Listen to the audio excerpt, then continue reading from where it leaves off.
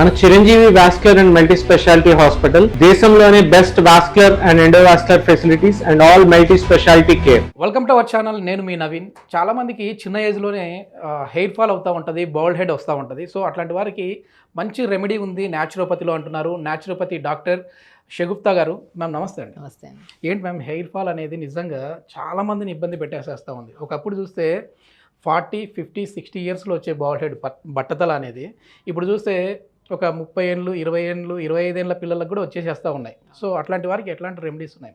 Basically ఇప్పుడున్న పిల్లల్లో మాత్రం 30 ఇయర్స్ వాళ్ళకు కూడా పట్టతలకు రావడంలో ఆ బట్టనెత్తి వచ్చేసేసి పెళ్ళిళ్ళు కూడా కాలేదని బాధపడతాం. ఆశ్చర్యం. ఎందుకంటే రీసెంట్గా నేను చాలా కేసెస్ చేస్తున్నాను హెయిర్కి సంబంధించినవి. అంటే వాళ్ళు ఇంటేక్ ఆఫ్ ఫుడ్ ప్రాపర్గా తీసుకుంటున్నారు, మల్టీవిటమిన్ టాబ్లెట్స్ తీసుకుంటున్నారు, ఏంటి అసలు అయినా హెయిర్ ఫాల్ కంట్రోల్ అవ్వట్లేదు, షాంపూస్ మార్చేసాము, అన్నీ నేను ఏమంటానంటే అన్నిటినీ మార్చడం ఆపేసేయండి. సింపుల్గా ఒక షాంపూ మీద స్టాండర్డ్గా ఉండండి. అది 2 ఇయర్స్ అయినా సరే మీకు పడిందంటే అదే షాంపూని కంటిన్యూ చేయండి. ఏదో ఒక వీడియో చూసేస్తారు, అది ఫాలో ఇది ఫాలో అయిపోతూ ఉంటారు డెఫినెట్గా. అంటే వేరే వేరే బ్రాండ్స్ మార్చకూడదు, అంటే ఒకటే వాడాలంటే మీకు సెట్ అయ్యిందంటే మీరు చూస్తారు. ఏదైనా ఒక్కసారి షాంపూ వేసిన వెంటనే హెయిర్ ఫాల్ అవుతుందని ఆ భయంతో వేరే షాంపూని అదే రోజే కొంతమంది ఉన్నారండి చాలా వరకు. ఈరోజు మార్నింగ్ తలస్నానం చేసినప్పుడు ఒక కొత్త షాంపూ పెట్టడం వల్ల బాగుండిందని కొత్త షాంపూ వేరే షాంపూ తెచ్చేసి స్నానం చేసేస్తుంటారు. లేదంటే గంట తర్వాత ఇమీడియట్గా స్నానం చేస్తుంటారు. దానివల్ల హెయిర్ డ్యామేజ్ బాగా అవుతుంది. స్కాల్ప్లో చాలా రిలేటెడ్ ఇష్యూస్ వస్తాయండి. రక్త ప్రసరణ లేకపోవడం వల్ల బ్లడ్ మనకి డాండ్రఫ్ పట్టేయడము, అండ్ లేకపోతే మెయిన్ థింగ్ ఏంటంటే స్కాల్ప్లో ఇప్పుడు ఏదైనా సరే న్యూట్రిషన్ ప్రాపర్గా ఇంటేక్ ఉందనుకోండి, హెయిర్ హెల్దీగా ఉంటుంది, స్ట్రాంగ్గా ఉంటుంది. ఇంటేక్ ఆఫ్ ఫుడ్ ఎలాగో తీసుకోవట్లేదు బికాజ్ ఎందుకంటే జంక్ ఫుడ్కి ఎక్కువ స్ట్రెస్ రిలేటెడ్ ఇష్యూస్ ఎక్కువ ఉన్నాయి. మనము చాలామంది ఏమనుకుంటారంటే ఫుడ్ ప్రాపర్గా తీసుకోవడం అనేది ఆలోచించకుండా, ప్రాపర్ స్లీప్ ఉందో లేదని ఆలోచించకుండా వాళ్ళు ఫస్ట్ మా దగ్గరికి వచ్చారు ఏమంటారంటే, మేము హెల్మెట్ ఎక్కువ పెట్టుకుంటున్నాం, మగవాళ్ళు అయితే స్పెషల్లీ మేము హెల్మెట్ ఎక్కువ పెడుతున్నాం, ఆ చెమ్మ వల్ల ఎక్కువ మాకు హెయిర్ ఫాల్ అవుతుందని అడుగుతారు. నేనంటే హెల్మెట్ వల్ల కాదండి, మీరు ఫస్ట్ ఇంటేక్ ఆఫ్ ఫుడ్ మంచిగా తీసుకోండి. ఫుడ్లో మనకు కావాల్సిన అమైనో యాసిడ్స్ ఉన్నా కానీ, విటమిన్స్ కానీ, డి విటమిన్ కానీ, విటమిన్ B12 కానీ, ఇవన్నీ చాలా ఇంపార్టెంట్. ఇవి ఎప్పుడైతే మన బాడీలో తగ్గిపోతూ ఉంటాయో హెయిర్ ఫాలికల్ స్ట్రాంగ్గా ఉండదు, వీక్ అయిపోతుంది. ఇప్పుడు 4 రోజులు మనం అన్నం తినకపోతే ఎలాగా వీక్ అయిపోతాం, అలాగా దానికి సంబంధించిన న్యూట్రిషన్ ప్రాపర్గా లేకపోతే అది కూడా వీక్ అయిపోతుంది.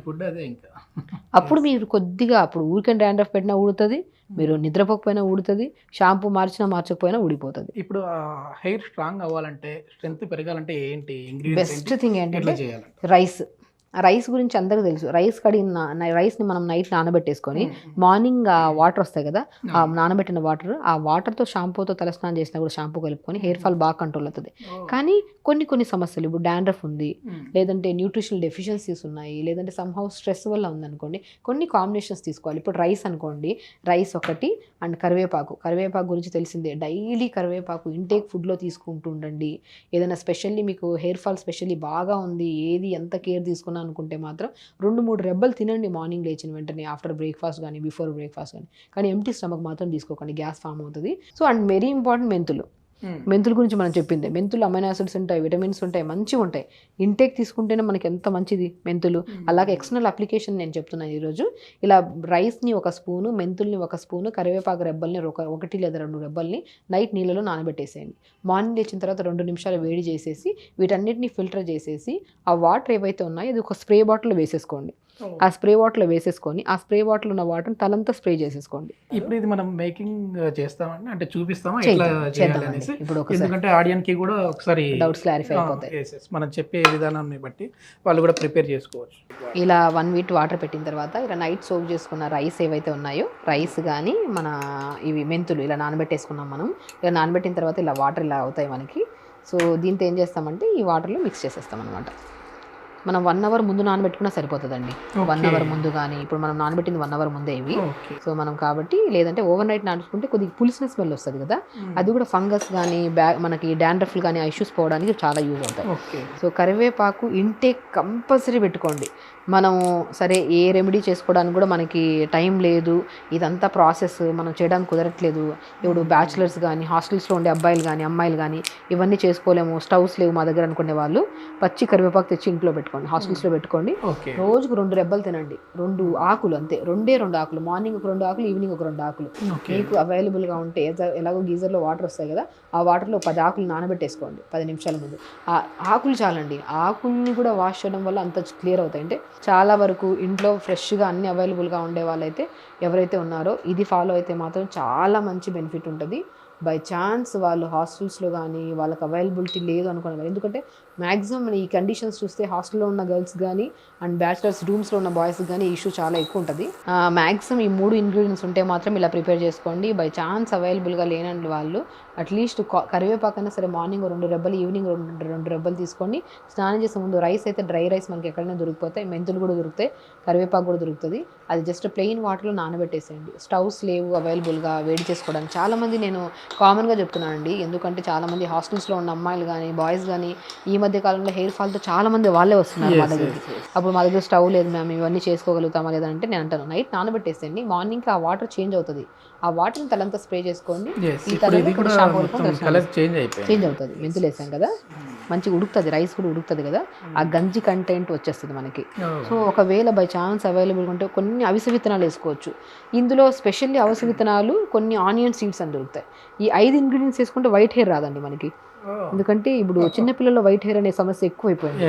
సో వాళ్ళు ఇంటేక్ ఆఫ్ ఫుడ్లో కొద్దిగా పిస్తా కానీ కొన్ని ఫ్లాక్ సీడ్స్ లడ్డు కానీ ఇలాంటివి ప్రిపేర్ చేసుకొని తింటే మాత్రం ఆ ప్రాపర్ న్యూట్రిషన్ అందుతుంది. కాబట్టి ఈ మొత్తానికి 2 విధాలుగా ఉపయోగపడుతుంది ఇది. అంటే హెయిర్ ఫాల్, అదేవిధంగా వైట్ హెయిర్, చిన్న వయసులో వచ్చే వైట్ హెయిర్ని కూడా మనం నియంత్రించుకోవచ్చు. నిజం.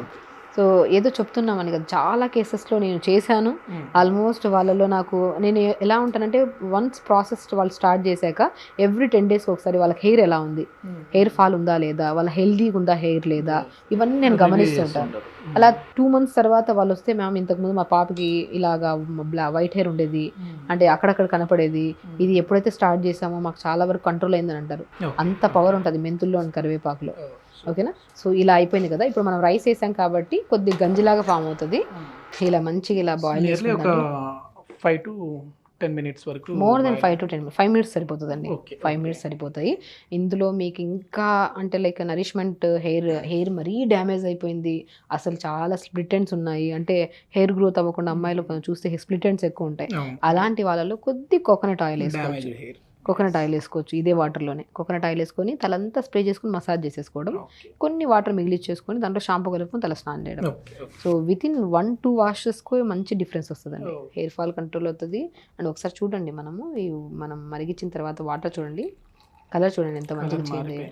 ఇప్పుడు మెంతులు ఉన్నాయి కదా, అండ్ ఇది కొద్ది గంజిలాగా కూడా వచ్చింది, ఎందుకంటే రైస్ వేసాం కాబట్టి. సో ఇలాగా ప్రిపేర్ చేసుకున్న వాటర్లో మెయిన్ థింగ్, ఇందులో మెయిన్ ఇంగ్రీడియంట్ కరివేపాకు, 3 కూడా బెస్ట్ ఇంగ్రీడియంట్స్ అండి. అండ్ స్పెషల్లీ వైట్ హెయిర్ అనేది చిన్న వాళ్ళలో ఇది అప్లికేషన్ చేస్తేనే మనకు వైట్ హెయిర్ ఇష్యూస్ పోతాయి. అండ్ పెద్దవాళ్ళలో వైట్ హెయిర్ ఇష్యూస్ ఎవరైతే ఉన్నారో వాళ్ళలో ఇందులోనే కొన్ని అవిసె విత్తనాలు దొరుకుతాయి. అవిసె విత్తనాలని ఇంగ్లీష్లో ఫ్లాక్ సీడ్స్ అని కూడా అంటారు. అండ్ ఆనియన్ సీడ్స్ అని దొరుకుతాయి, కలోంజీ సీడ్స్ అని, అదొక 1 స్పూన్ ఇదొక 1 స్పూన్ కూడా మొత్తం దీంతో పాటు నానబెట్టేసుకొని మనం ఇలా మరిగించుకొని ఫిల్టర్ చేసుకొని దాన్ని సేమ్ ఇదే పద్ధతిలో మనం చేయడం వల్ల కూడా ఆ హెయిర్ కూడా రాను క్రమేపీ క్లియర్ అవుతుంది. మనకి చాలా మంచి ఇంటి చిట్కా, ప్రతి ఒక్కరు ఫాలో చేయొచ్చు. నమస్తే.